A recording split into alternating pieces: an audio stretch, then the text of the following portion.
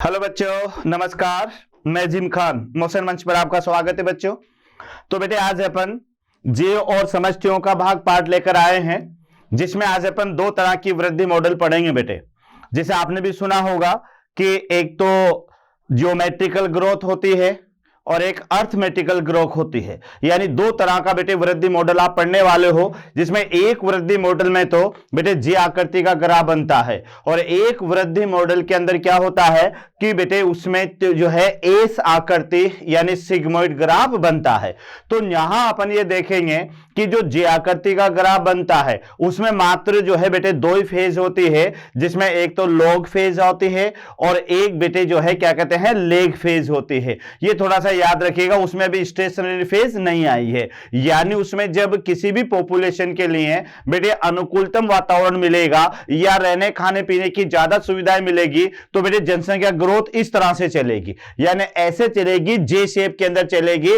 अभी वो stationary phase में नहीं आएगी। लेकिन बेटे जब अपन दूसरी देखेंगे वृद्धि दर, जिसको सिग्मोइड कर्व अपन कहेंगे, यानी लॉजिस्टिक ग्रोथ जिसको अपन बोलेंगे, तो उसके अंदर बेटे वृद्धि मॉडल जो आएगा वो वृद्धि दर जो आएगी वो सिग्मोइड आकृति में आएगी। तो सिग्मोइड आकृति का माने एस आकृति का मॉडल होता है, जिसमें तीन फेज अपन पढ़ेंगे। एक तो लेग फेज होती है, फिर लॉग फेज होती है और फिर स्टेशनरी होती है। तो बेटे इसको कैसे अपन जानेंगे कि जब अनुकूलतम वातावरण बेटे कम होता है तो उस समय जनसंख्या में वृद्धि दर भी कम होती है। उसके बाद में जब अनुकूलतम वातावरण मिलता है, पर्याप्त भोजन की सुविधा होती है, पर्याप्त आवास की सुविधा होती है, तो वहां पर जनसंख्या एकदम ज्यादा ग्रोथ करती है।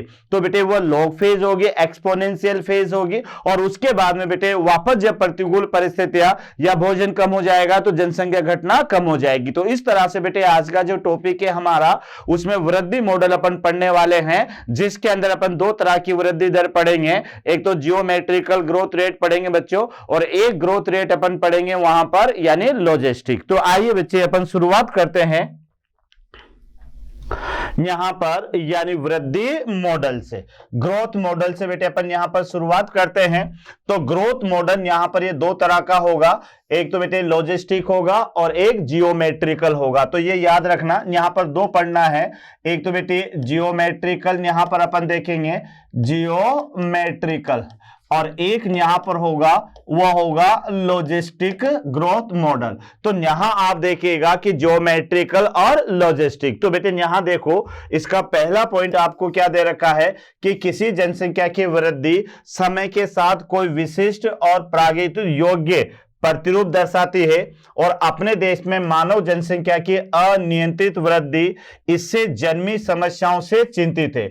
प्रकृति में विभिन्न प्राणी जनसंख्या इसी तरह वृद्धि करती है या वृद्धि दर पर कुछ नियंत्रण दर्शाती है। तो यहां आप देखिएगा बेटे कि वृद्धि मॉडल के अंदर अगर बाय द वे जनसंख्या इसी तरह से वृद्धि करती रही तो बेटे एक समय ऐसा आ जाएगा कि उसके दौरान कई सारी समस्याओं का सामना हो जाएगा। तो यहां बेटे इस वृद्धि मॉडल के अंदर यहां अपन को दो तरह की वृद्धि देखनी है। तो सबसे पहली वृद्धि अपन यहां देखने वाले हैं चरघातांक की वृद्धि। चरघातांक की वृद्धि, या बेटे आप इसको कह सकते हो जे शेप, ये याद रखना, जे शेप यानी जे शेप वृद्धि। तो यहां पर आप देखो बेटे कि इसके अंदर जो ग्राफ देखने को मिलेगा आपको, ये ग्राफ आपको इस तरह से देखने को मिलेगा। यानी यहां पर बेटे dt अपॉन dn बेटे rn होगा। यानी यहां पर ये पहली फेज आएगी बेटे, ये इसके अंदर पहली फेज रहेगी नंबर 1, और ये यहां से यहां तक जो चल रही है बेटे, तो ये कौन सी फेज चल रही है, ये नंबर 2 फेज है। अभी इसके अंदर स्टेशनरी फेज नहीं आई है। तो यहां पर जो बेटे वृद्धि होगी वो मल्टीपल की फॉर्म में होगी, चरघातांकी के फॉर्म में होगी, याद रखिएगा। और ये जो चरघातांकी है जिसको जियोमेट्रिकल या एक्सपोनेंशियल ग्रोथ भी कहोगे, ए से, या बेटे इसको कहा जाता है exponential, exponential growth, exponential growth यानी विस्फोटक अवस्था। एक्सपोनेंशियल का माने विस्फोटक होता है। जैसे अपन कहते हैं ना बेटे कि वहां जनसंख्या विस्फोट हो गया, तो इसका मतलब कोई वहां पर विस्फोट नहीं है, लेकिन वहां के क्षेत्र की जो जनसंख्या है वो एकदम ज्यादा बढ़ जाती है। तो उस कंडीशन को कहा जाता है यानी जनसंख्या विस्फोट। तो एक बार फिर अपन रिपीट कर ले कि बेटे समय के साथ में जनसंख्या की जो वृद्धि का होना, यह जनसंख्या वृद्धि दर कहलाता है। और इस वृद्धि दर में इस मॉडल के अंदर यहां अपन दो तरह के मॉडल पढ़ने वाले हैं। एक तो चरघातांकी होगा बेटे, और एक लॉजिस्टिक होगा, जिसको मैं आपको एस शेप के रूप में यहां पर समझाऊंगा। तो बेटे जो चरघातांकी ग्रोथ होती है, इसमें मात्र दो फेज आएगी। ये जो पहली फेज है, इसमें नंबर 1, इसको तो आप कहोगे लेग फेज। और याद रखना बच्चों कि लेग फेज में देखो, इधर तो है बेटे यहां पर पॉपुलेशन साइज है ना, पॉपुलेशन साइज, और इधर यहां पर है टाइम। तो आप ये देखो कि लेग फेज के अंदर क्या दिख रहा है कि इस समय जनसंख्या बहुत धीमी गति से बढ़ रही है, यानी यहां पर खाद्यान्न की व्यवस्था या आवास की व्यवस्था बेटे कम रही होगी। तो इस कारण से इस अवस्था में जनसंख्या बहुत ही कम है। लेकिन जब अपन बाद में देखते हैं तो बेटे दूसरी फेज जो आती है, यह आती है लॉग फेज। लॉग फेज, या इसे बोलोगे आप एक्सपोनेंशियल फेज। तो अब आप यहां पर देखिएगा कि इस फेज में क्या हो रहा है कि समय तो लग रहा है बहुत कम, लेकिन बेटे पॉपुलेशन साइज एकदम ज्यादा बढ़ रही है। तो यहां अपन क्या देखते हैं कि जब अनुकूलतम अवस्थाएं आती है, जब जनसंख्या में बेटे जो है क्या कहते हैं, खाद्यान्न जल भोजन की व्यवस्था प्रचुर मात्रा में होती है, आवास की कोई जो है प्रॉब्लम नहीं होती है, तो उस समय क्या होता है, उस क्षेत्र की जनसंख्या एकदम ग्रोथ करती है। तो बेटे यहां पर पॉपुलेशन एकदम ग्रोथ कर रही है, यानी सर्वाधिक पॉपुलेशन यहां पर हो रही है। अगर आप ध्यान से देखें तो बेटे मानव की जो जनसंख्या का ग्राफ है, मानव में जो जनसंख्या वृद्धि का ग्राफ है, वह जे शेप का होता है, ना कि एस शेप का। क्योंकि आप मुझे बता दो कि कोई भी ऐसा देश है क्या कि जिसकी पॉपुलेशन अभी स्थिर होगी हो? नहीं हुई बेटे। अभी जितने भी देश है, सबकी पॉपुलेशन इस तरह से चल रही है बेटे, यानी शुरुआत में धीमी थी और अब धीरे धीरे बढ़ रही है। जिस दिन कोई महान विनाशकारी घटना इस धरती पर घटेगी, तब जाकर बेटे जनसंख्या एकदम गिरेगी, एकदम यहां से इस तरह से आएगी, याद रखना। लेकिन अभी तो जनसंख्या बेटे ऊपर ही जा रही है, नीचे नहीं आ रही है। लेकिन जब नीचे आएगी तो बहुत बड़ी खगोलीय घटना से, या कोई सारे देश लड़कर आपस में एटम बम फोड़ दे, तो उस समय बेटे एकदम पूरे विश्व की जनसंख्या कम हो जाएगी, तो ग्राफ एकदम गिरेगा, याद रखना। तो अभी तो यहां पर जो चरघातांक की वृद्धि है, इसमें वृद्धि एकदम बढ़ती है बेटे। तो इसमें दो फेजेस आपको पढ़ना है। एक तो लेग फेज, जहां पर वृद्धि दर, जनसंख्या जो वृद्धि है बेटे वो धीमी रहेगी, और एक लॉग फेज होगी जिसे एक्सपोनेंशियल फेज आप कहेंगे। और यहां पर जो जनसंख्या वृद्धि होगी वो विस्फोटक अवस्था में होगी, यानी बहुत ज्यादा जनसंख्या वृद्धि होगी। तो आइए ये मॉडल आपको क्या बताता है। तो यहां आप देखिए बेटे कि किसी जनसंख्या की जो है आबादी वृद्धि के लिए स्पष्टतया संसाधन यानी आहार और स्थान उपलब्ध होना अत्यावश्यक है। यानी बेटे चरघातांक की वृद्धि के लिए जो जनसंख्या की आबादी है, उसके लिए क्या उपलब्ध होना आवश्यक है, यानी आहार और स्थान। क्योंकि ध्यान रखो कि अगर किसी पॉपुलेशन के लिए बेटे पर्याप्त आहार मिल रहा है और उसको रहने के लिए पर्याप्त स्थान भी मिल रहा है, तो फिर आप ये समझ लेना कि वहां की पॉपुलेशन एकदम ग्रोथ करेगी। जो एकदम ग्रोथ करेगी बेटे, वह वृद्धि दर होगी चरघातांक की वृद्धि। तो इसको आप इस तरह से समझिएगा कि बेटे यहां पर ये जो चरघातांक की वृद्धि है, यानी किसी जनसंख्या की वृद्धि के लिए ये स्पष्ट है कि बेटे उसको जो है संसाधन उपलब्ध होना अत्यधिक आवश्यक है। अब संसाधन में क्या क्या चाहिए पॉपुलेशन के लिए? तो बेटे उसको आहार चाहिए, पर्टिकुलर जब आहार मिल जाएगा तो उसको रहने के लिए आवास भी चाहिए। तो अगर बाय द वे चरघातांक की वृद्धि है, तो इसमें बेटे उपयुक्त संसाधन जो जनसंख्या वृद्धि के हैं, जैसे भोजन है ना, जल है और ये सारे आहार, उसके अलावा रहने के लिए उसको स्थान भी मिल रहा है। तो जब किसी पॉपुलेशन को ये साधन उपलब्ध करा दिए जाए कि उसको आहार प्रयुक्त मात्रा में मिल जाए, उससे बेटे भोजन प्रयुक्त मात्रा में मिल जाए, उसको जल प्रयुक्त मात्रा में मिल जाए और रहने के लिए एक खुला आवास भी मिल जाए, तो फिर बेटे वहां की जनसंख्या बहुत तेज गति से ग्रोथ करती है और वह ग्रोथ जो आएगी वह चरघातांक की वृद्धि होगी। तो एक तो ये याद रखना। दूसरा आप देखिएगा बेटे कि आदर्शतया आवास में जब संसाधन असीमित होते हैं तो प्रत्येक जाति में संख्या में वृद्धि कर सकने की योग्यता होती है।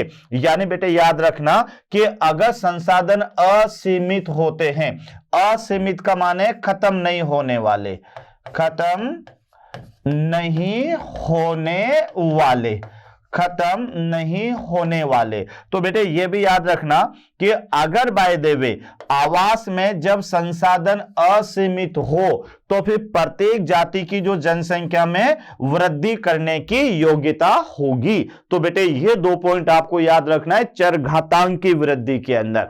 यानी ऐसे याद रखना है कि अगर बाय द वे किसी जनसंख्या को अगर पर्याप्त संसाधन उपलब्ध करा दिए जाए, उसे पर्याप्त भोजन, जल और रहने की व्यवस्था कर दी जाए, तो बेटे वहां की जनसंख्या बहुत तेज गति से वृद्धि करती है, जिसे चरघातांक की वृद्धि, मल्टीपल में ग्रोथ होगी बेटे। ये n से 2n, 3n, 4n इस तरह से मल्टीपल में ग्रोथ होगी। तो यहां पर आप देखिएगा कि आदर्शतया अगर आवास में जब संसाधन असीमित कर दिए जाए, यानी किसी जनसंख्या का ऐसा आवास जहां पर उनका जो संसाधन है, भोजन है, जल है, यह असीमित है। असीमित का माने बेटे खत्म नहीं होने वाले हैं, तो फिर आप ये जान लें कि वहां की जनसंख्या एक तेज गति से वृद्धि करेगी। तो बेटे आदर्शतया आपको यह देखना है कि अगर किसी जनसंख्या में जो संसाधन है अगर वह असीमित है, तो फिर उस आवास में रहने वाली जो जनसंख्या है उसमें वृद्धि के योग्य होगी या उसके अंदर वृद्धि होती रहेगी। तो बेटे असीमित का मतलब यह है कि यह सीमित नहीं है। सीमित संसाधन तो जल्दी खत्म हो जाएंगे, जैसे मैंने कह दिया कि जल है यह सीमित है या भोजन है सीमित है, तो सीमित का माने बेटे कुछ समय के बाद खत्म होने वाले संसाधन कहलाते हैं, और असीमित संसाधन वो होते हैं जो लंबे समय तक बने रहेंगे और खत्म नहीं होंगे। तो बच्चों याद कर लेना कि अगर चरघातांक की वृद्धि दर है तो इसके लिए क्या होना चाहिए, असीमित संसाधन होना चाहिए। यानी असीमित संसाधन वाली जो जनसंख्या है, तो अगर उनके आवास में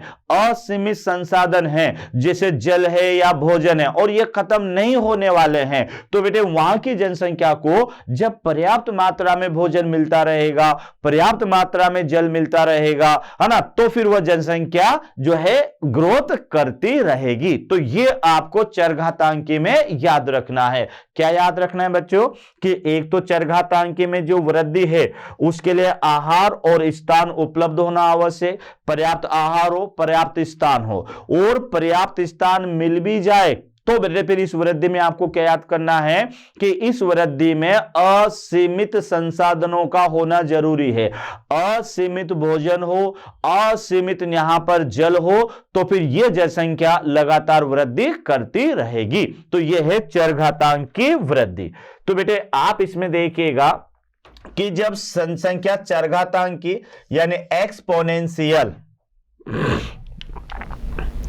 चरघातांकी यानी एक्सपोनेंशियल या ज्यामितीय यानी ज्योमेट्रिकल शैली में वृद्धि करती है। तो बेटे ये बहुत इंपॉर्टेंट है कि अगर क्वेश्चन आ जाए कि ऐसी कौन सी अवस्थाएं हैं जिसमें जनसंख्या जो है चरघातांक के रूप में वृद्धि करेगी, तो याद रखना बेटे किस कंडीशन में यह वृद्धि करेगी चरघातांक के रूप में, जब यहां पर पर्याप्त मात्रा में यानी आवास, ये याद रखना, आवास प्लस असीमित संसाधन हो, असीमित संसाधन। तो अगर बाय द वे किसी जनसंख्या में पर्याप्त आवास हो और असीमित संसाधन हो तो बेटे याद रखना वहां की जो जनसंख्या है वह चरघातांकी या ज्यामितीय शैली में वृद्धि करती है। तो यह बहुत इंपॉर्टेंट है कि ज्यामितीय वृद्धि दर क्या है, एक्सपोनेंशियल वृद्धि दर क्या है। तो बेटे यहां पर जियोमेट्रिकल या फिर इसको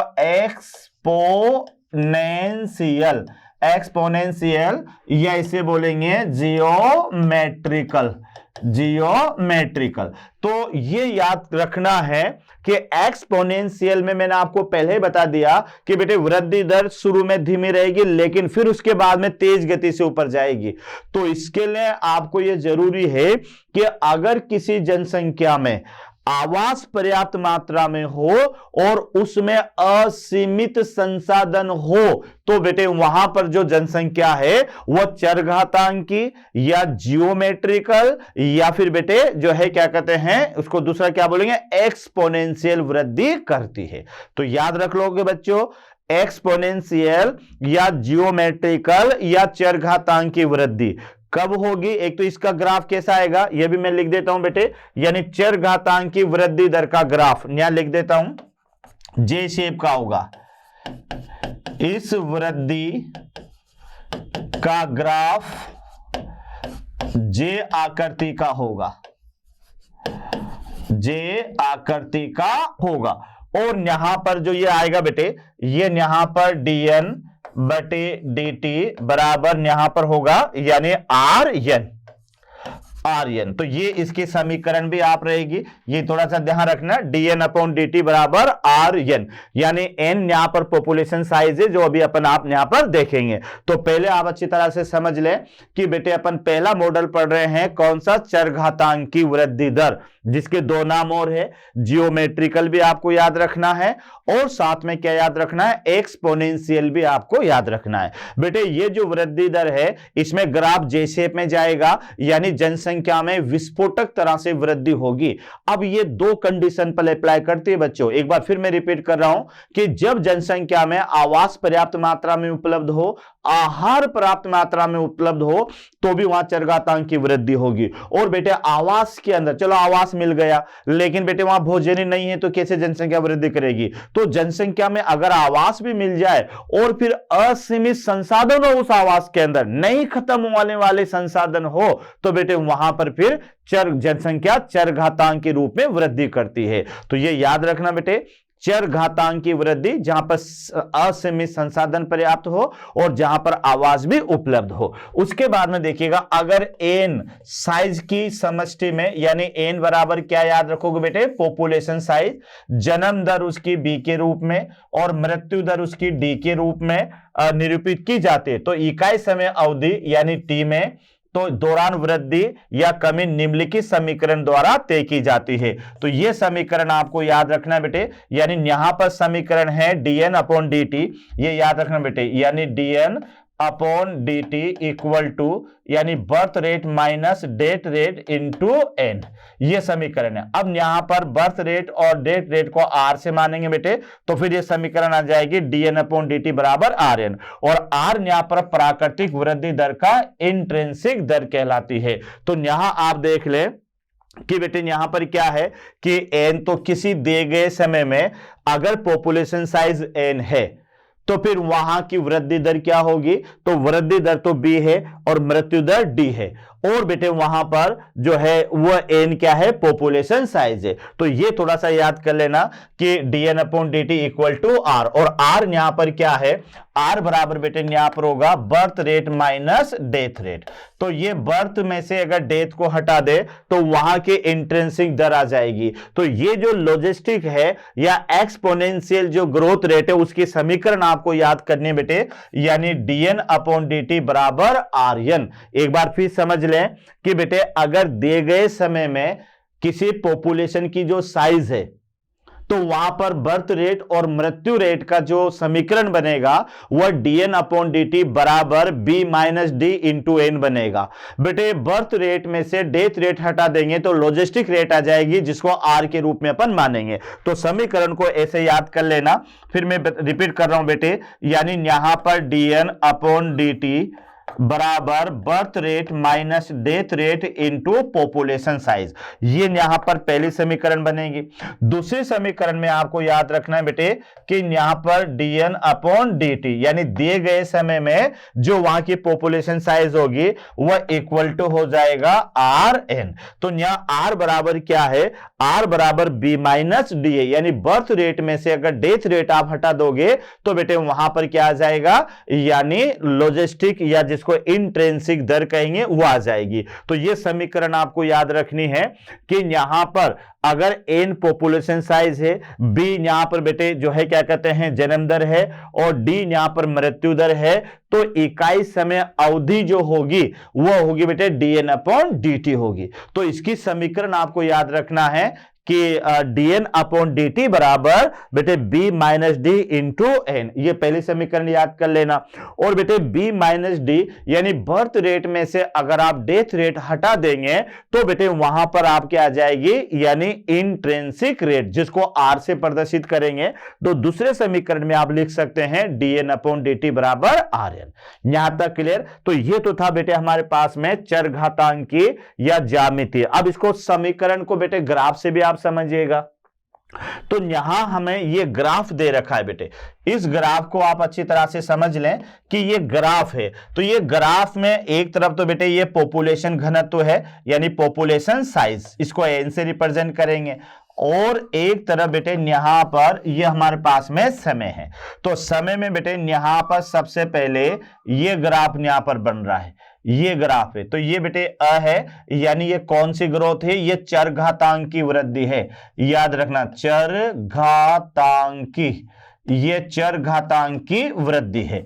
तो चरघातांकी वृद्धि का जो समीकरण है बेटे, ये अभी यहां पर मैं आपको बता चुका हूं कि dn अपॉन dt बराबर यहां पर बेटे क्या होगा, d माइनस यानी b minus D into N. तो यहां हो जाएगा बेटे यानी यहां पर dn upon dt equal to rn।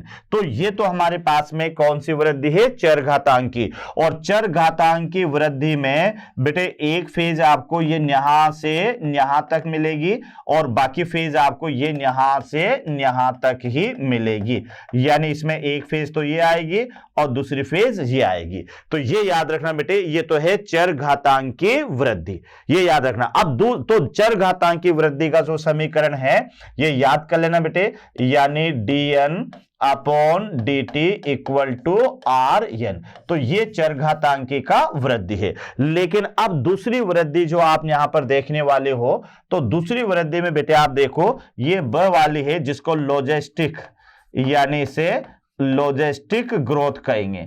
और ये जो ग्रोथ होगी बेटे ये एस शेप में होगी। तो यहां से चलो आप इस तरह से, ये यहां से चल के और ये इस तरह से जाएगी।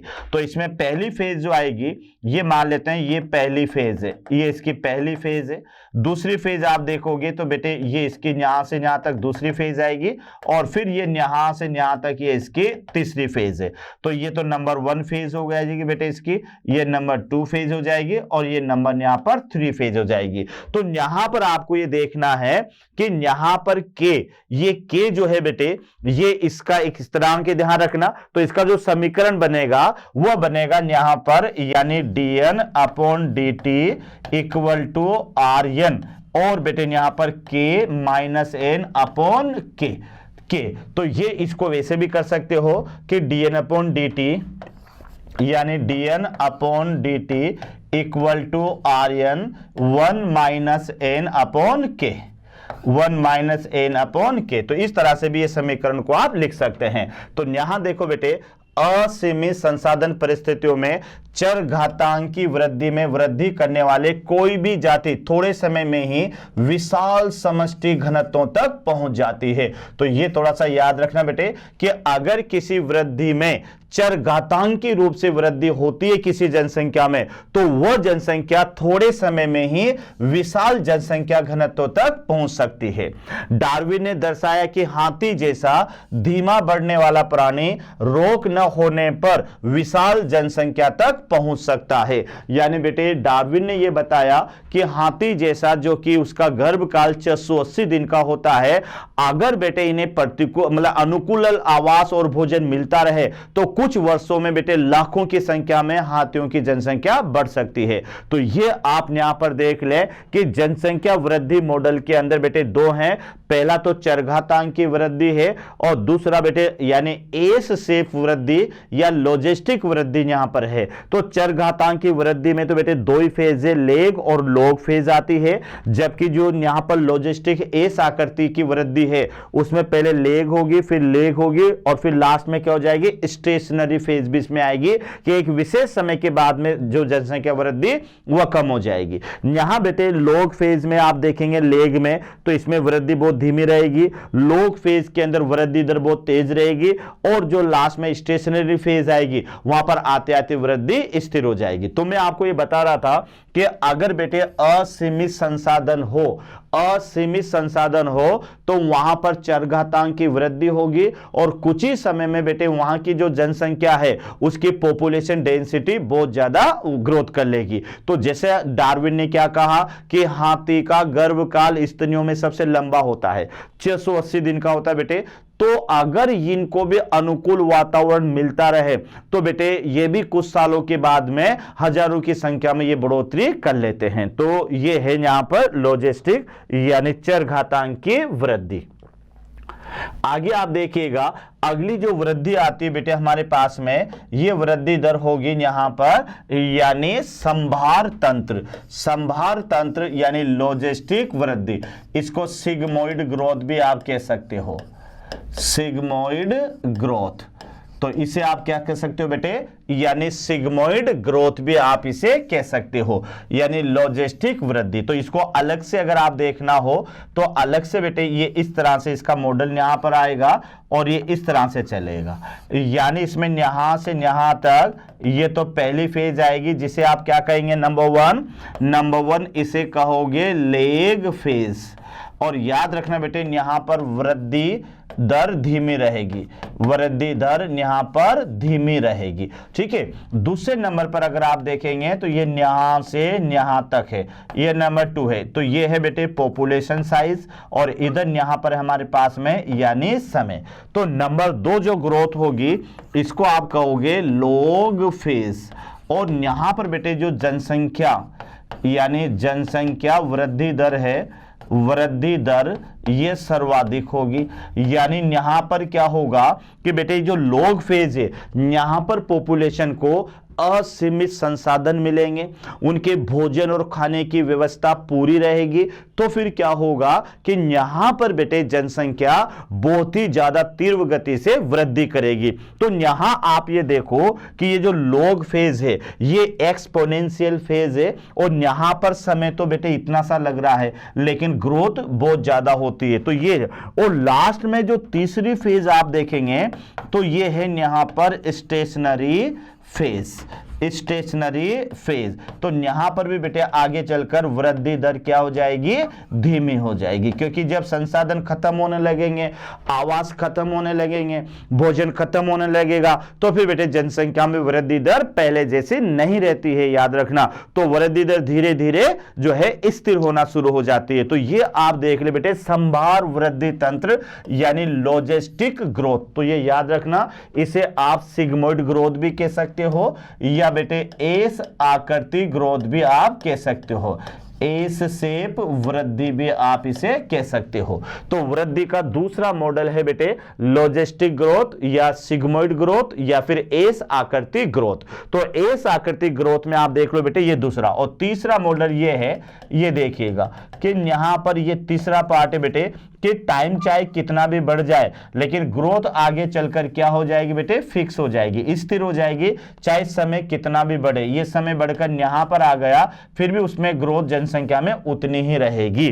तो इस आकृति में यह है कि शुरुआत में वृद्धि बेटे धीमी रहेगी, मध्य में जनसंख्या वृद्धि बहुत तेज रहेगी और लास्ट में बेटे क्या होगा कि जनसंख्या वहां पर स्थिर हो जाएगी। इसके कई सारे कारण भी अपन देखेंगे कि शुरुआत में भोजन मिलना शुरू होगा तो जनसंख्या वहां पर कम वृद्धि होगी, लेकिन जब पर्याप्त मात्रा में भोजन उपलब्ध हो जाएगा, पर्याप्त मात्रा में आवास उपलब्ध हो जाएंगे तो बेटे जनसंख्या एकदम ग्रोथ करेगी, उसे लॉग फेज कहेंगे और उसके बाद में धीरे धीरे जनसंख्या वापस स्थिर होना शुरू कर देगी। तो आइए बेटे इसमें देखते हैं अपन।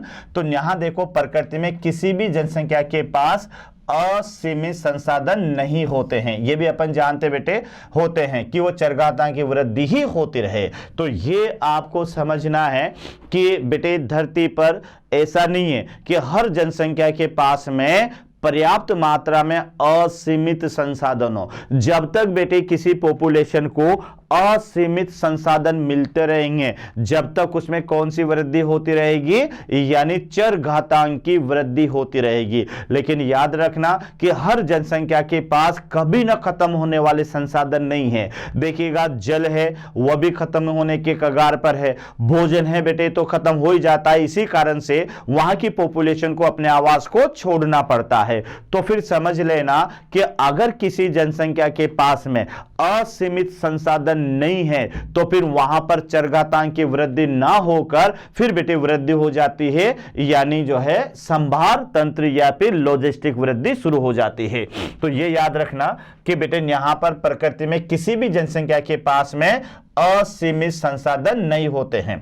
दूसरे बात याद रखें, इसके कारण सीमित संसाधन के लिए जो है जनसंख्या में प्रतिस्पर्धा होती है। अब यह भी याद रखना बेटे कि अगर बाय द वे किसी आवास के अंदर सीमित संसाधन है तो उस जनसंख्या के जो सदस्य हैं बेटे उसमें क्या होगा कि उनके प्रति प्रतिस्पर्धा स्टार्ट हो जाएगी, कंपटीशन शुरू हो जाएगा, जिसकी वजह से यह होगा कि बेटे वहां की पॉपुलेशन बढ़ने की बजाय घटना शुरू हो जाएगी।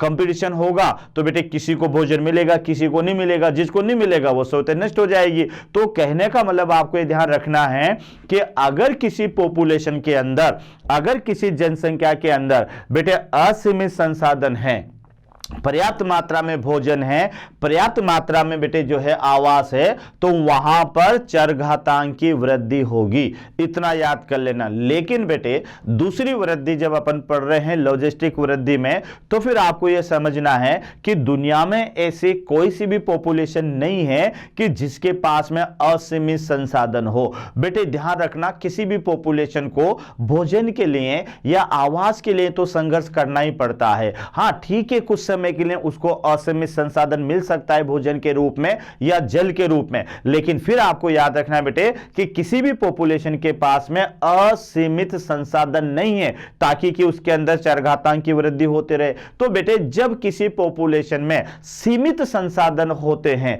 तो फिर वहां पर क्या होता है बेटे कि उस जनसंख्या के सदस्यों में प्रतिस्पर्धा यानी कंपटीशन शुरू हो जाता है। यहां तक क्लियर। और कंपटीशन जब शुरू हो जाएगा तो किसी को भोजन मिलेगा, किसी को नहीं मिलेगा, सर्वाइवल ऑफ द फिटेस्ट, यानी जो योग्य होगा वो तो भोजन प्राप्त कर लेगा और जो योग्य नहीं होगा बेटे वो भोजन प्राप्त नहीं कर पाएगा और स्वतः ही प्रकृति उसे नष्ट कर देगी। तो बेटे यहां पर याद रखना कि अगर किसी पॉपुलेशन में सीमित संसाधन है तो फिर वहां के व्यक्तियों में क्या देखने को मिलेगी, प्रतिस्पर्धा आपको देखने को मिलेगी।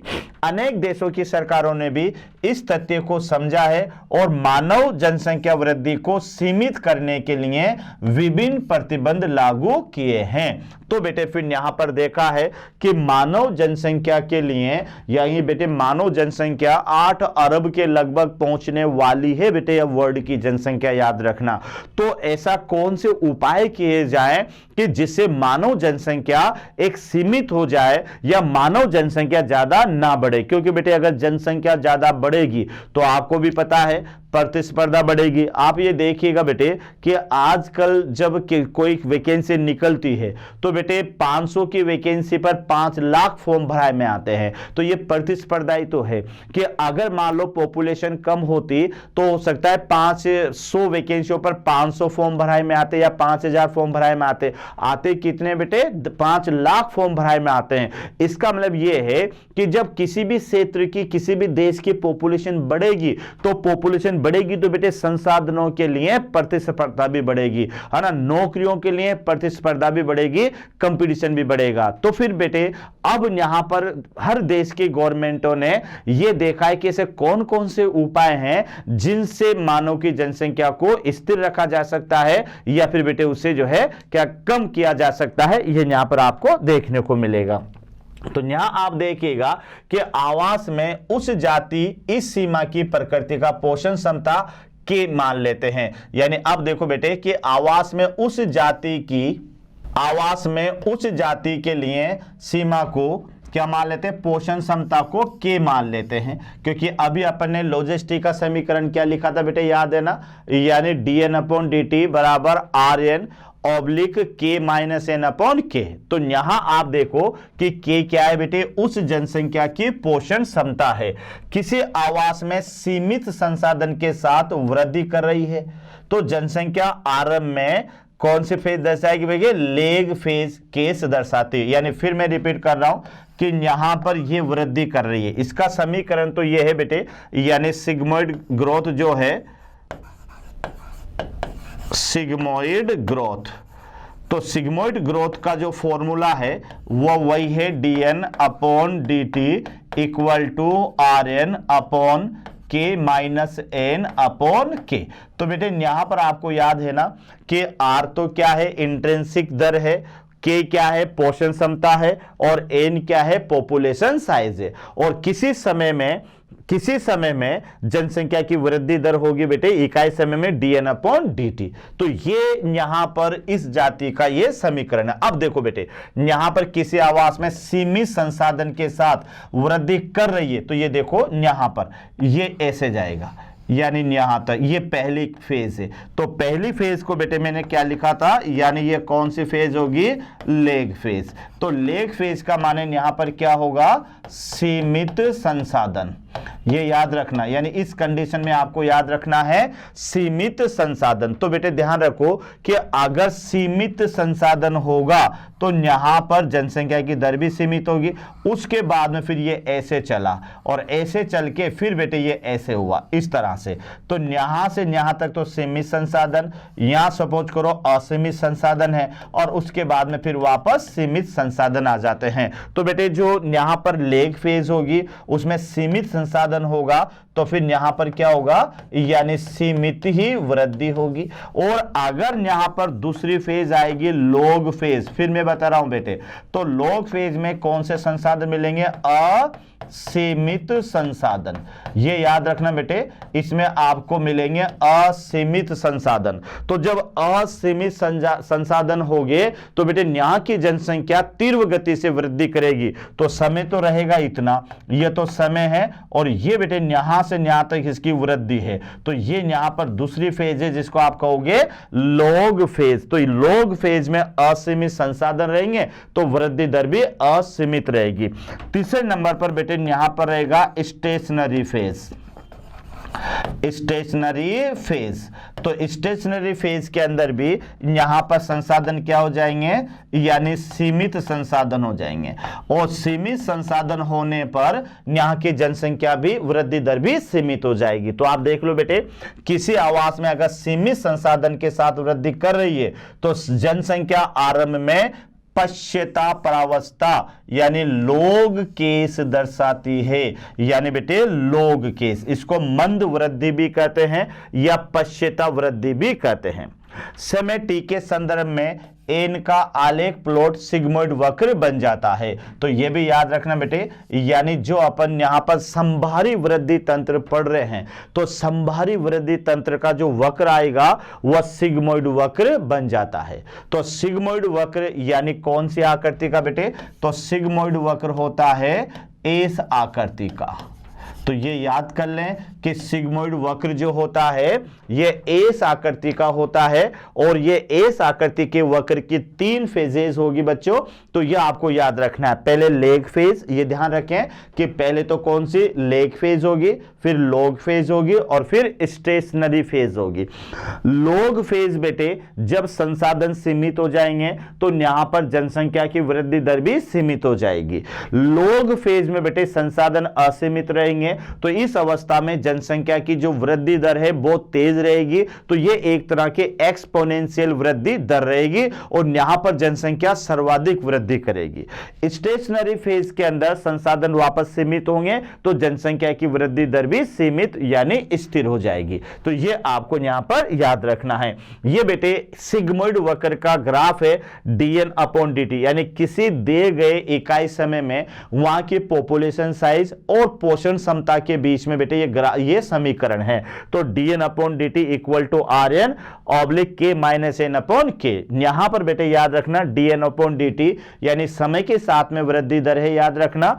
r बेटे इंट्रिंसिक रेट है, एन यहां पर क्या है यानी बेटे पॉपुलेशन साइज है और के यहां पर क्या है पोषण क्षमता यानी न्यूट्रिशन कैपेसिटी है। तो ये आपको यहां पर याद रखना है। आगे देखिएगा बेटे, इस प्रकार जनसंख्या वृद्धि ये व्युष्ट पर्ल लॉजिस्टिक वृद्धि कहलाता है। तो ये ध्यान रखना, ये इंग्लिश नाम है यानी व्युष्ट पर्ल लॉजिस्टिक वृद्धि कहलाता है और इसको निम्नलिखित समीकरण के द्वारा वर्णन कर सकते हैं। तो ये समीकरण यहां पर बेटे आपको याद रखने हैं जो मैं आपको पहले ही लिख चुका हूं कि यहां पर dn/dt, एक बार फिर मैं यहां लिख देता हूं बेटे dn/dt इक्वल टू rn और यहां पर बेटे ये है हमारे पास में k माइनस n/k। इसको अगर बेटे दूसरे यहां पर लिख सकते हो तो dn/dt इक्वल टू rn यानी 1 माइनस n/k। तो इस तरह से भी बेटे आप इस समीकरण को लिख सकते हैं। तो ये थोड़ा सा आप याद रखना, ये समीकरण है विरुष्ट पर्ल लॉजिस्टिक वृद्धि दर। अब इसमें यहां पर n तो t समय पर समष्टि का घनत्व है या फिर पॉपुलेशन साइज है, पॉपुलेशन साइज है। उसके अलावा बेटे r यहां पर इंट्रिंसिक दर है और k यहां पर क्या है पोषण क्षमता है।